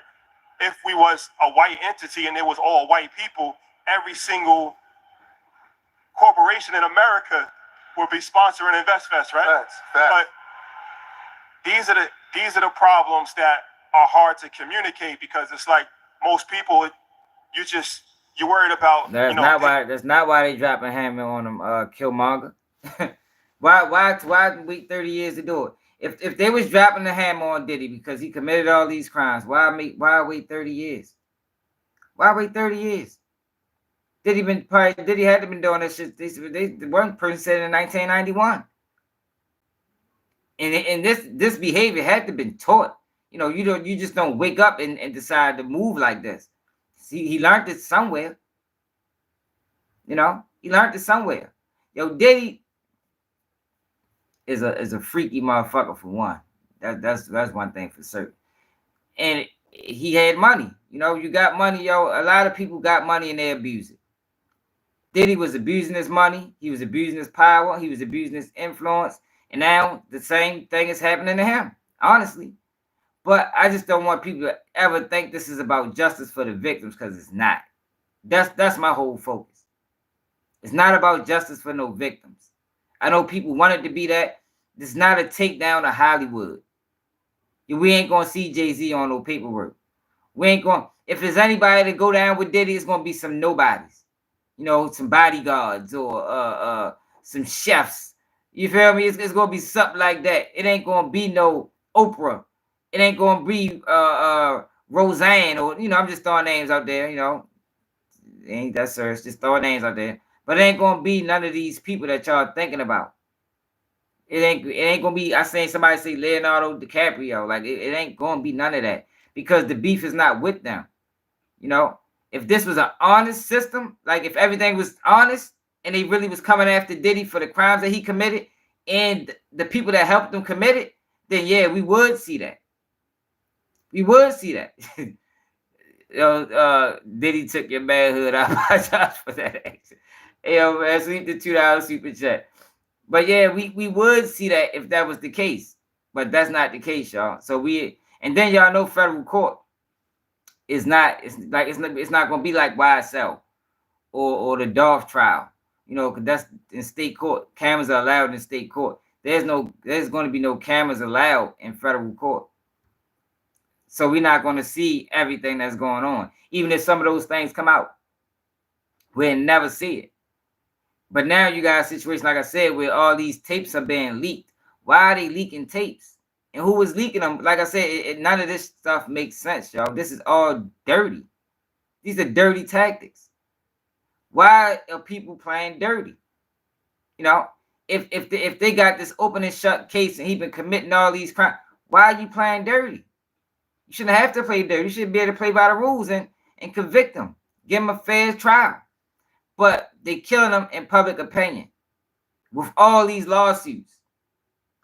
That's the reason for the lawsuits. It's not about no victims. It's about, we got to kill him in public opinion. We got to make sure that he don't have nobody standing with him. So you got all these other news sources giving y'all nonsense. They ain't going to tell you the truth. They just going to tell you the truth that make Diddy look like a horrible person. So now everybody backs away. But I can say Diddy is a horrible person and tell the truth at the same time. Or even tell what makes sense at the same time. Why we can't do both? Why we can't say Diddy did some fucked up things? Diddy got a questionable past. And also be honest that, the reason they coming down on him got nothing to do with that. Why it can't be both ways? Why we gotta pick a side? Yeah, attacking his credibility, killing his image. That's all I'm saying. Yeah, we just talked about that. We just talked about them people going on strike. But let me see what's going on with this. It was an air raid, Israel, and I think Iran. I'm not really that adverse in that field.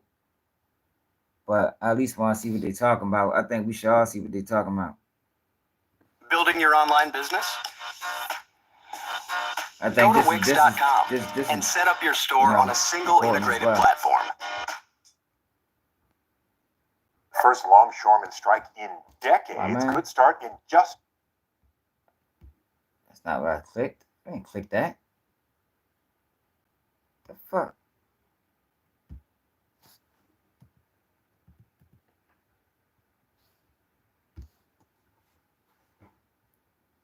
Yeah, this is what I click right here.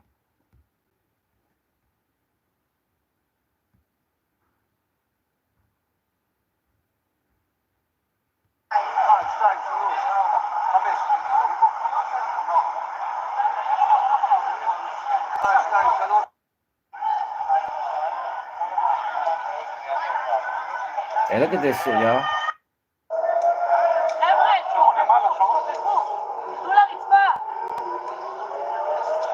Yo, this is crazy. But all these are missiles.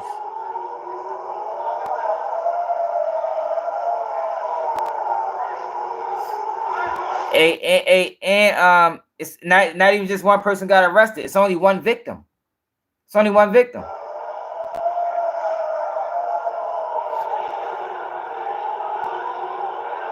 Say, get your gas for a skyrocket first. I need to go fill up my tank right now. Damn.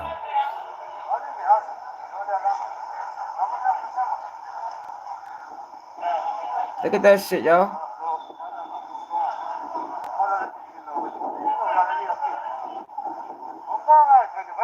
How many bombs did they shoot?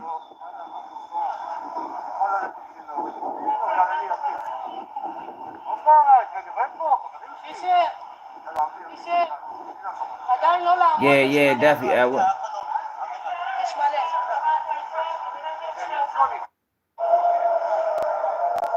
I need somebody to explain this.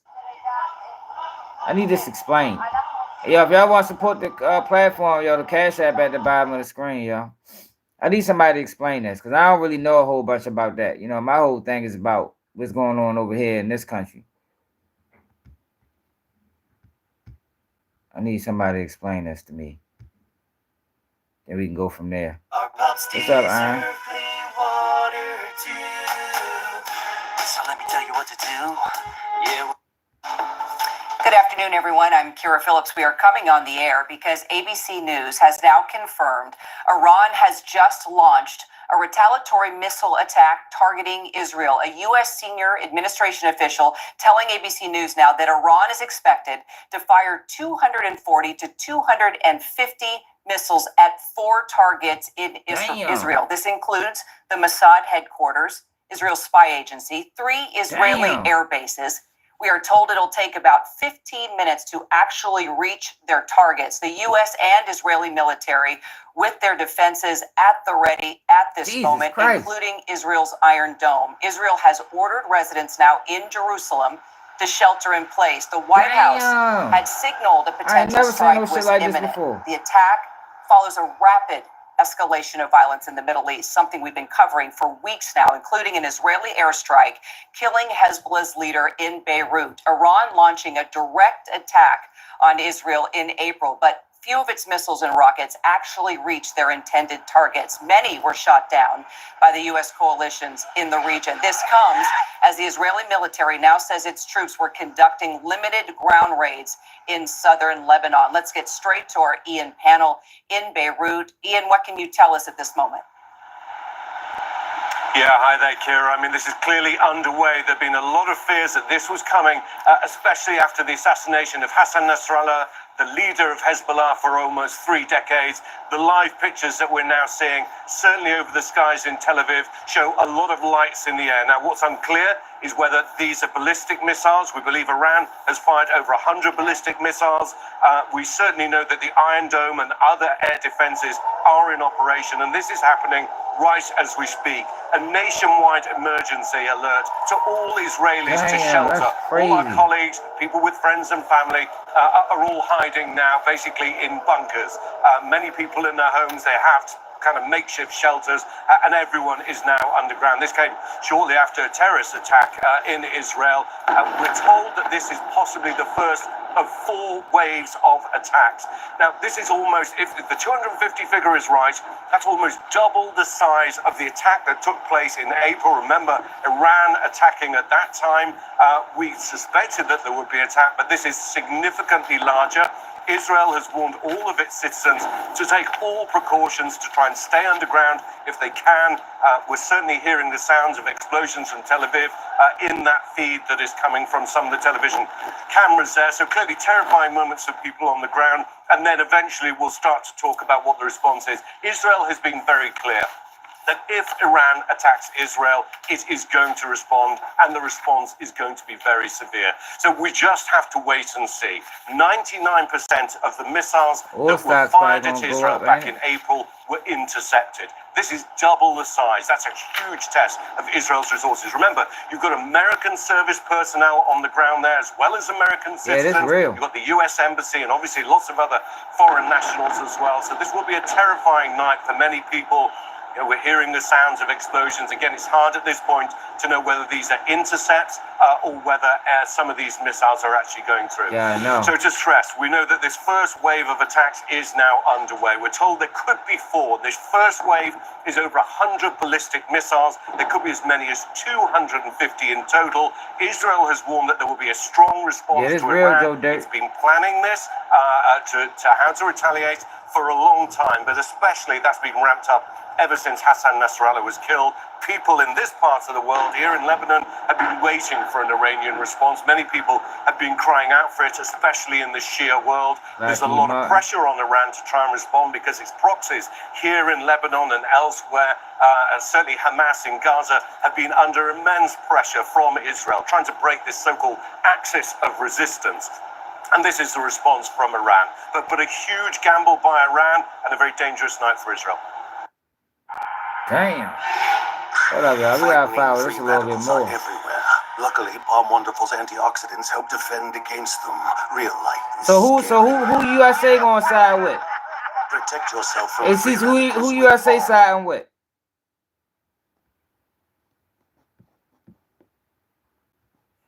Israel promises retaliation. This is DW News live from Berlin. Israel promises retaliation after Iran fires nearly 200 missiles at its cities. Explosions are heard across the country as projectiles are intercepted. Israelis are told to seek shelter. Israeli military says the barrage is now over. Now, this comes after Israel said it was carrying out limited raids in Lebanon as it seeks to disable Hezbollah. The IDF warns Lebanese residents near the border to leave. There are reports of clashes between Israeli forces and the Iran-backed militant group.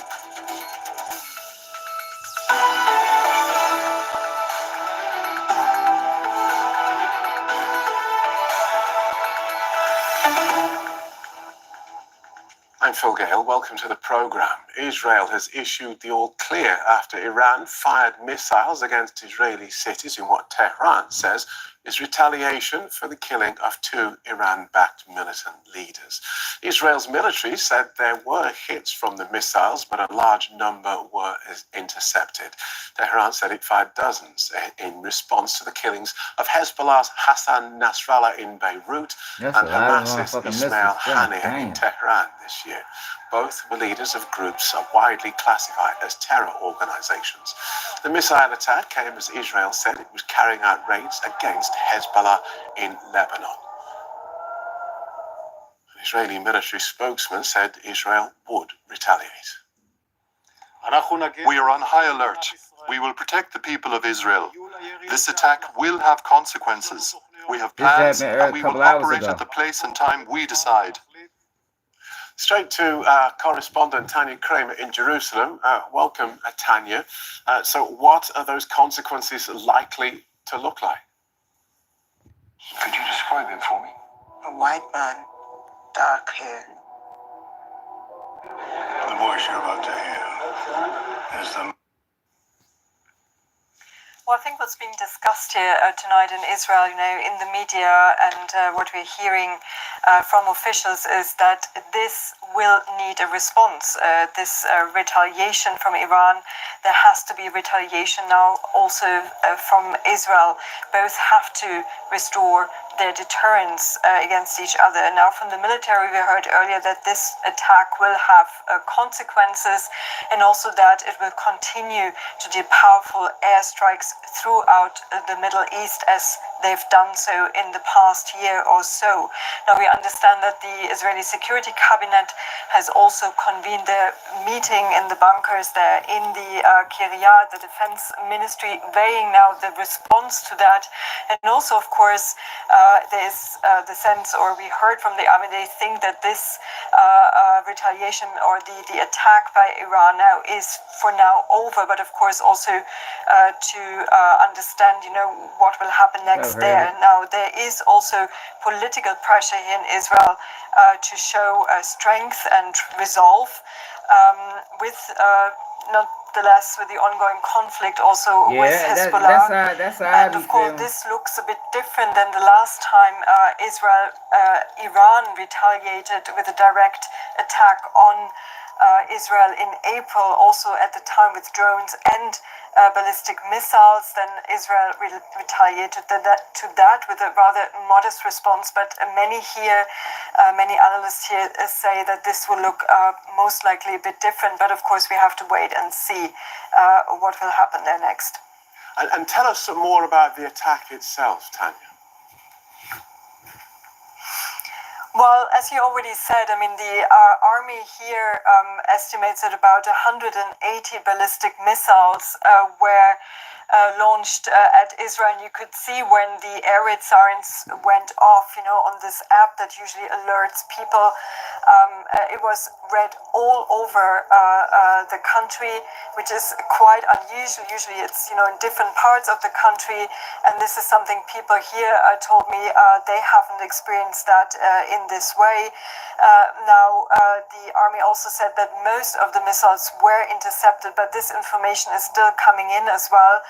There were some reported hits, but at the moment they say there are no reported casualties. But again, I have to stress this information is still not final, but we have heard from Palestinian rescue services that there has been a casualty in the occupied West Bank. So this information is also not yet confirmed, and people had been asked to stay close to shelters at the time. Now, this is now, at least for the time being, over. People can go back, at least in the center of the country, to their normal lives, so to speak. This is, of course, also different in the northern area of Israel, where air raid sirens have gone off also in the past hours or so. Okay, thank you for that, Tanya Kramer in Jerusalem. Middle East correspondent Shani Razanis is... Yeah, that's crazy, y'all. I don't know. I'm going to look more into this. Yeah, I really be trying... Good afternoon, everyone. I really be trying to stay out of, other people's business. When people get this, people talking about it can be another war and shit like that. This was gonna attack Iran.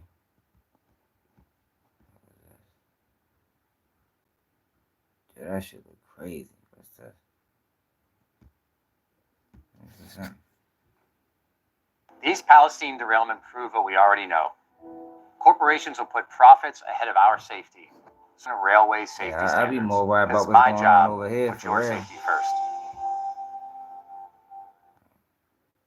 Focus on the business you're in, not the we technology. gave them a whole lot of money. Learn more at ncrvoyix.com.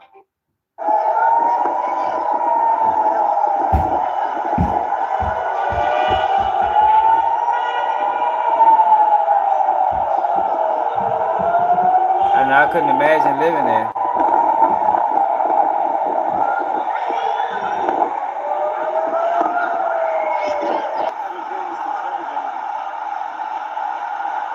More likely, that's not live. Can't rewind it.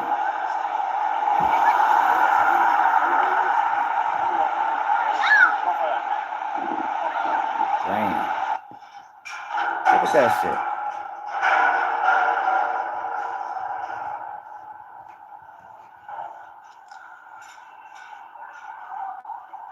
Hey-ho.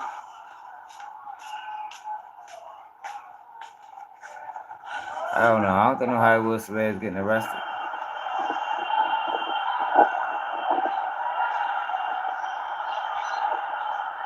Yeah, I couldn't. Yo, I couldn't imagine living through that, y'all. Like, that is crazy. Yeah, definitely. Hey, Antonio, I caught that too. Like, why they showing us the same thing over and over again? Trying to find something different. It was alive. I think it was this one. This one had the ground view. Should avail themselves of commercial Oh, means USA to speaking. depart Lebanon, given everything that's going on. We have said that from this podium, from multiple podiums. We continue to say that, but we have not begun triggering a non-combatant emergency evacuation, a NEO, and do not have an intention to do so at this time. If that changes, we'll let you know. But we continue to reinforce the point. American citizens in Lebanon should follow the guidance from the State Department, which is to find civilian commercial means to depart, because in extremis, we may not be able to get them out safely. Yes. Dang. What This is is America giving a press conference. whether Israel should retaliate, and what is your concern about this leading to a wider escalation of war in the region? We've had some initial discussions with the Israelis in the aftermath of this at the military level and also at the White House to Prime Minister's office level. Think so? We'll continue those conversations in the hours ahead. I'm not going to prejudge or get ahead of anything. We want to have some deep consultations with the Israelis, and I'll have more to report to you after we get the opportunity for deeper discussions. And escalation in the region? Obviously, this is a significant escalation by Iran, a significant event, and it is equally significant that we were able to step up with Israel and create a situation in which no one was killed in this attack in Israel, so far as we know at this time. We are now going to look at what the appropriate next steps are to secure, first and foremost, American interests, and then to promote stability to the maximum extent possible as we go forward. Yeah. Back in April, the president's That shit gonna cost us a lot of money, man. God dang. US and Israel were able to intercept the barrage of Iranian missiles. Is he recommending a similarly limited response this time? I will not, from this podium, share the president's recommendations. He will have the opportunity to share them directly. We're going to have, as I said, ongoing consultations with the Israelis this afternoon, this evening. It is too early for me to tell you anything publicly in terms of our assessment or in terms of what our expectations are of the Israelis or the advice that we will give them. So will he be speaking to Prime Minister Netanyahu today? I don't have anything to announce from this podium, but I can tell you that he is tracking this minute by minute. We are very much deeply in touch with the Israelis, and insofar as we have calls to read out, we'll make sure to read them out with you. Just last question, then I'll turn it over. Thank you, Jake. In April, after Iran struck Israel, the U.S. issued a number of sanctions as a consequence. This morning, the president said there would be severe consequences if Iran carried out this attack. What are those consequences, and are they more severe? We ain't seen Biden in months. Totally legitimate question, and that answer will come based on the conversations and consultations we have with our Israeli counterparts. It's too soon for me to stand before you today and give you an answer. What I can tell you is this. We are proud of the actions that we've taken alongside Israel to protect You get back from vacation above. We have made clear that there will be consequences, severe consequences for this attack, and we will work with Israel to make that the case. Thank you very much. Thank you, Jake. Thank you, Jake. Okay, on to the rest of the programming here. This morning, President Biden was briefed by his Homeland Security Advisor, Liz Sherwood Randall, on the latest impacts of Hurricane Helene, and this afternoon he will receive an interagency briefing on the Hurricane Helene response and recovery efforts. At the president's direction, the Biden-Harris administration continues to use every tool available to get assistance and resources to the communities that need them the most. Yesterday, the president approved a major disaster declaration for Georgia, which will unlock additional assistance to help those recovering.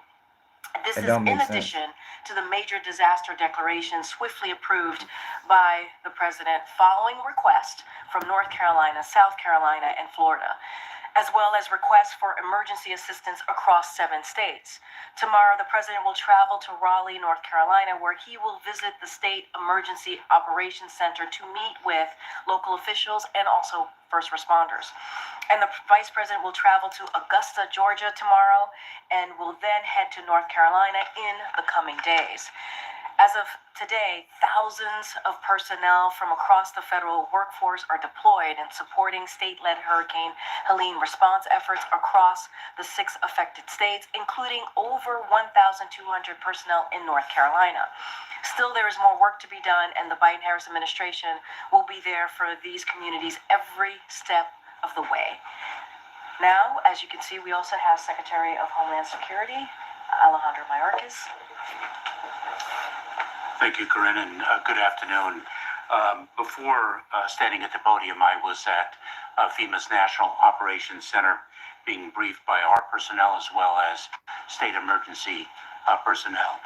I thought it very moving and very telling that North Carolina's Emergency Management Director described Hurricane Helene as catastrophic and noted the fact that numerous towns situated along the river had virtually disappeared. Hey, yeah, we destroyed. I'm tired as hell, yo. We go live every day, 11 p.m. Eastern Time. Check out these videos I just uploaded. I appreciate everybody that's rocking with me. I know it got tense for a while, you know, but sometimes it get like that when you're talking Diddy. I'm going to check in to see what's going on with this. I can talk about it again later on tonight. It's another day of Keep It G News, and I'm out.